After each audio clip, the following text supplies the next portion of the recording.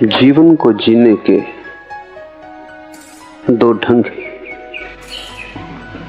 एक ढंग है संघर्ष का, एक ढंग है समर्पण का। संघर्ष का अर्थ है मेरी मर्जी समग्र की मर्जी से अलग है।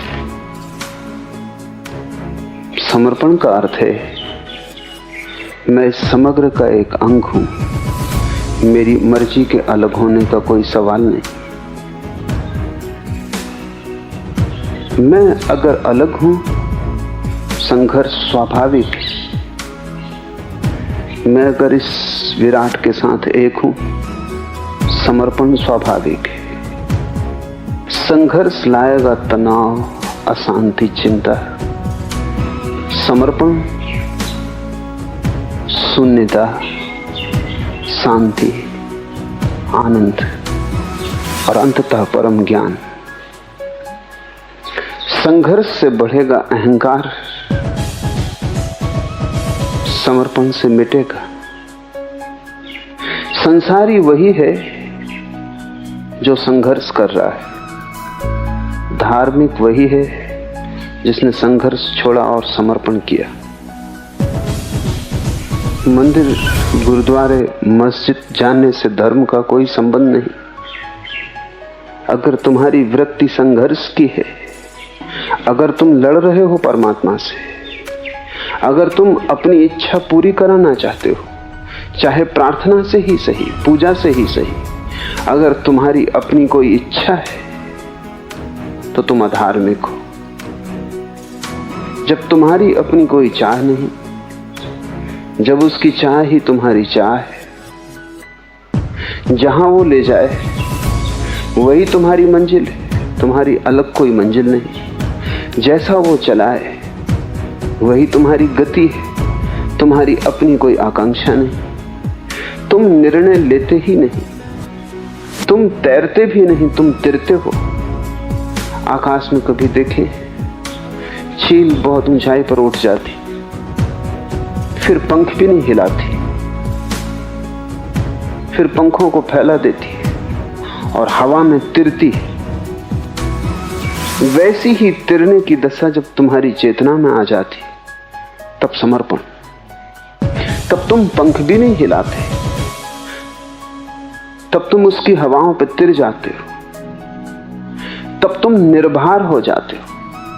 क्योंकि भार संघर्ष से पैदा होता है, भार प्रतिरोध से पैदा होता है। जितना तुम लड़ते हो उतने तुम भारी हो जाते हो, जितने भारी होते हो उतने नीचे गिर जाते हो। जितना तुम लड़ते नहीं उतने हल्के हो जाते हो, जितने हल्के होते हो उतने ऊंचे उठ जाते हो।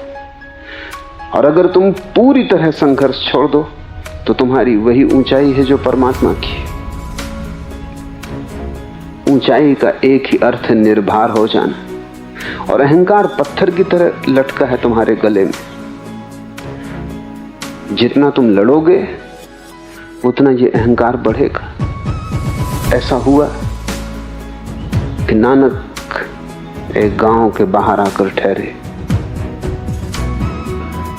वो गांव सूफियों का गांव था, उनका बड़ा केंद्र था। वहां बड़े सूफी थे, गुरु थे,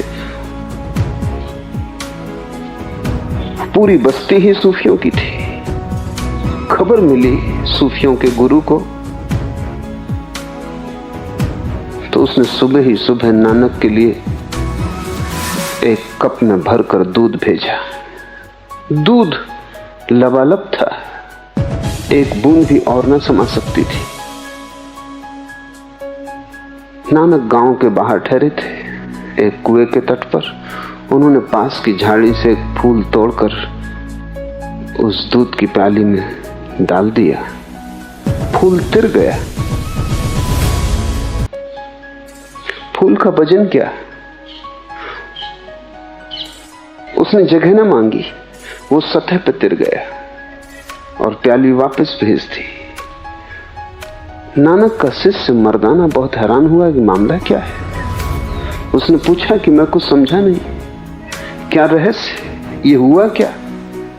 वक्त नानक ने कहा, सूफियों के गुरु ने खबर भेजी थी कि गांव में बहुत ज्ञानी हैं, अब और जगह नहीं। मैंने खबर वापस भेज दी है कि मेरा कोई भार नहीं है, मैं जगह मांगूंगा ही नहीं, फूल की तरह तिर जाऊंगा। जो निर्भर है वही ज्ञानी है, जिसमें वजन है अभी अज्ञान है। और जब तुम में वजन होता है तब तुमसे दूसरे को चोट पहुंचती। जब तुम निर्भर हो जाते हो तब तुम्हारे जीवन का ढंग ऐसा होता है कि उस ढंग से चोट पहुंचनी असंभव हो जाती। अहिंसा अपने आप फलती है, प्रेम अपने आप लगता है। कोई प्रेम को लगा नहीं सकता और न कोई करुणा को आरोपित कर सकता है। अगर तुम निर्भर हो जाओ तो ये सब घटनाएं अपने से घटती हैं, जिससे आदमी के पीछे छाया चलती है। ऐसे भारी आदमी के पीछे घृणा, हिंसा, वैमनस्य, क्रोध, हत्या चलती। हल्के मनुष्य के पीछे प्रेम, करुणा, दया, प्रार्थना अपने आप चलती। इसलिए मौलिक सवाल भीतर से अहंकार को गिरा देने का है। कैसे तुम गिराओगे अहंकार को? एक ही उपाय है। वेदों ने उस उपाय को रित कहा है, लाओसे ने उस उपाय को ताओ कहा है, बुद्ध ने धम्म, महावीर ने धर्म, नानक का शब्द है हुक्म, उसकी आज्ञा। उसकी आज्ञा से जो चलने लगा, जो अपनी तरफ से हिलता डुलता भी नहीं, जिसका अपना कोई भाव नहीं, कोई चाह नहीं, जो अपने को आरोपित नहीं करना चाहता, वो उसके हुक्म में आ गया। यही धार्मिक आदमी है। और जो उसके हुक्म में आ गया वो सब पा गया। कुछ पाने को बचता नहीं, क्योंकि उसके हुक्म को मानना उसके हृदय तक पहुंच जाने का द्वार है। अपने को ही मानना, उससे दूर हटते जाना है। अपने को मानना है कि तुमने परमात्मा की तरफ पीठ कर ली। उसकी आज्ञा को माना कि तुम्हारा मुख परमात्मा की तरफ हो गया। तुम सूरज की तरफ पीठ करके जीवन भर भागते रहो तो भी अंधेरे में रहोगे, और तुम सूरज की तरफ मुंह इसी क्षण कर लो तो जन्मों जन्मों का अंधेरा कट जाएगा। परमात्मा के सन्मुख होने का एक ही उपाय है, और वो ये है कि तुम अपनी मर्जी छोड़ दो। तुम तैरो मत, बहो, तुम तिरो, वो काफी है। तुम अकारण ही बोझ ले रहे हो, और तुम्हारी सफलताएं, असफलताएं तुम्हारे अहंकार के ही रोग है। और तुम्हारी हालत वैसी है जैसा मैंने सुना है कि एक रथ गुजर रहा था और एक मक्खी उसके पहिए की कील पर बैठी थी। बड़ी धूल उठती थी, रथ बड़ा था, 12 घोड़े जुड़े थे, बड़ा भयंकर आवाज, बड़ी धूल उठती थी।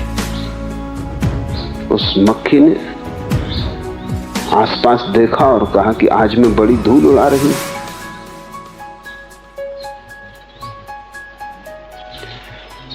रथ से उड़ रही है धूल, मक्खी कील पर बैठी पर सोच रही है आज मैं बड़ी धूल उड़ा रही हूं, और जब इतनी धूल उड़ा रही हूं तो इतनी ही बड़ी हूं। तुम सफल भी होते हो उसके ही कारण।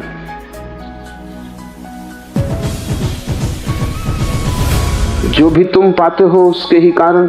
तुम रथ पर बैठी एक मक्खी से ज्यादा नहीं हो। भूल के भी मत सोचना कि इतनी धूल मैं उड़ा रहा हूं। धूल है तो उसके रथ की, यात्रा है तो उसके रथ की, लेकिन तुम अपने को बीच में मत ले लेना। तुमने सुनी होगी बात उस छिपकली की कि मित्रों ने उसे निमंत्रित किया था और कहा कि आओ आज थोड़ा जंगल में घुमाएं। उस छिपकली ने कहा जाना मुश्किल है, क्योंकि इस छप्पर को कौन संभालेगा। छप्पर गिर जाएगा तो जिम्मेवारी मेरे ऊपर होगी। छिपकली सोचती है कि छप्पर को महल के वही संभाले हुए। छिपकली को लगता भी होगा तुमने सुनी होगी कहानी कि एक बूढ़ी औरत के पास एक मुर्गा था।